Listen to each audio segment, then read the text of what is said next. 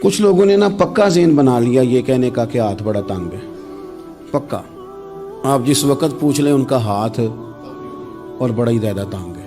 آپ یقین کریں بہن کا جو خامند ہے وہ کہہ رہا ہے جا حصہ لے کے آ, تیرے بھائیوں کی کمائی تو نہیں تیرے ابا کی ہے, لے کے آ. وہ بیچاری اس کی منتیں کر رہی ہے, کہتی ہے اگر جاؤں گی نا تو وہ کہیں گے حصہ لے جا, آج کے بعد ہمارے گھر نہ, میرا دروازہ نہ بند کرو, مہربانی کرو. اور بھائی سے بات کرتی ہے تو کہتا ہے ہاتھ ہی بڑا تنگ ہے, جب ٹھیک ہوگا تو دے دوں گا. نہ کریں یہ ظلم. ہمارے اپنے تڑپتے رہتے ہیں اور ہماری دولتیں اندر پڑی رہتی ہیں. ہمارے اپنے چھوٹی چھوٹی ضروریات کے لیے پریشان ہوتے ہیں, لیکن ہم بڑے بڑے بہانے ہیں ہمارے پاس. کہتے ہیں یہ نکما ہے, یہ نکھٹو ہے, یہ کام نہیں کرتا, اس میں فلانا ہے, بے فلانا ہے, بلیادہ میں نے نہیں ساتھ چلنا. اظہار جب آپ کے اندر پیدا ہوتا ہے نا, اظہار جب کسی کے لیے آپ حساس ہوتے ہیں تو آپ کو بھی سرور حاصل ہوتا ہے. نہ کریں یہ کام کہ آپ کو اللہ نے وسعت دی ہے اور ہر وقت آپ ہاتھ تانگ ہونے کا رونا رو رہے ہیں. ہر وقت آپ یہ کہہ رہے ہیں میں بڑی آزمائش میں ہوں, جب خدا نے آپ پہ نہیں ڈالی. تو اتنے جھوٹ بولنا صرف اس لیے کہ میرے پیسے بچ جائیں, صرف اس لیے کہانی سنانا کہ حالات میرے بڑے خراب ہیں کہ کوئی بندہ میرے سے کوئی تھوڑا بہت قرض نہ مانگ لے. سنو, نبی پاک صلی اللہ علیہ وسلم کے پاس مہمان آ گیا, بخاری مسلم ہے. حضور نے ازواج مطہرات کے گھروں میں پیغام بھیجا, کچھ چیز ہے ضیافت کے لیے؟ یا رسول اللہ کچھ بھی نہیں, یہ دو جہاں کے شاہ ہیں اور پاس کچھ رکھتے نہیں, دو جہاں کی نعمتیں ہیں ان کے خالی ہاتھ میں. یا رسول اللہ کوئی چیز بھی نہیں. حضور نے صحابہ کے مجمع پہ نظر ڈالی, یا رسول اللہ صلی اللہ علیہ وسلم حکم ہو. تو حضور فرمانے لگے تم میں سے کوئی بندہ ہے جو اسے گھر لے جائے روٹی کھلائے؟ ایک صحابی اٹھے فوراً, حضور میں لے کے جاتا ہوں کھانا کھلاتا ہوں. فرماتے ہیں میرے گھر میں صرف بچوں کا کھانا تھا, یہ نہیں کہ فریزر بھرا ہوا ہے نعمتوں سے, صرف بچوں کا کھانا. یہ نہیں کہ کسی کو دیکھ کے اپنی ہنڈیا پہ برتن دے لیا, صرف بچوں کا کھانا. کہتے ہیں گھر گیا, بیوی سے کہا کیا کیفیت ہے؟ کہنے لگی بچوں کی روٹی ہے. میں نے کہا بچے سلا دے, صبح ناشتہ کر لیں گے.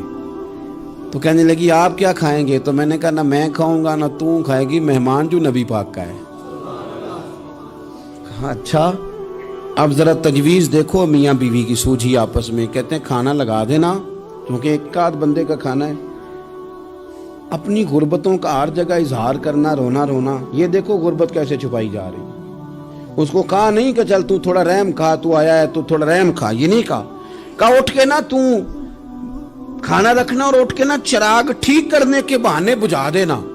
ہم دنیا والوں کے سامنے کیوں اپنے دکھ بیان کریں؟ ہم جو کہیں گے رب رسول کی بارگاہ میں کہیں گے.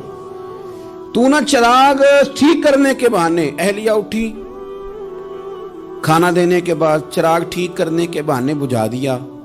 خامد بھی ہاتھ چلاتے رہے, بیوی کبھی برتن رکھتی کبھی اٹھاتی. پتہ چلے کہ کھانا کھا رہے ہیں, کھانا کھایا جا رہا ہے.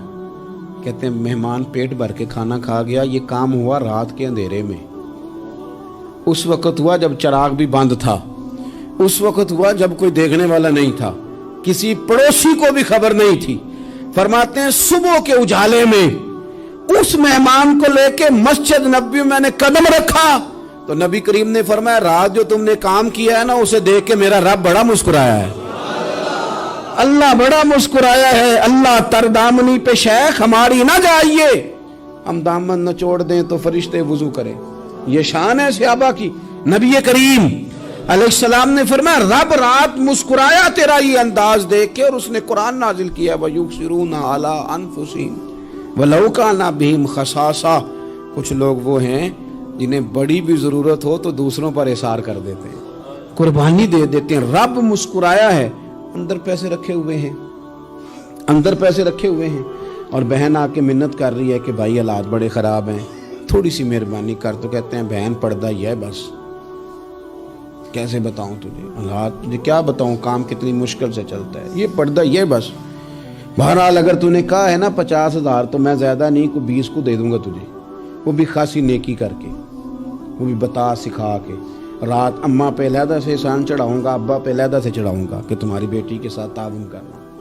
سارے علاقے کو ویسے ہی بتاؤں گا.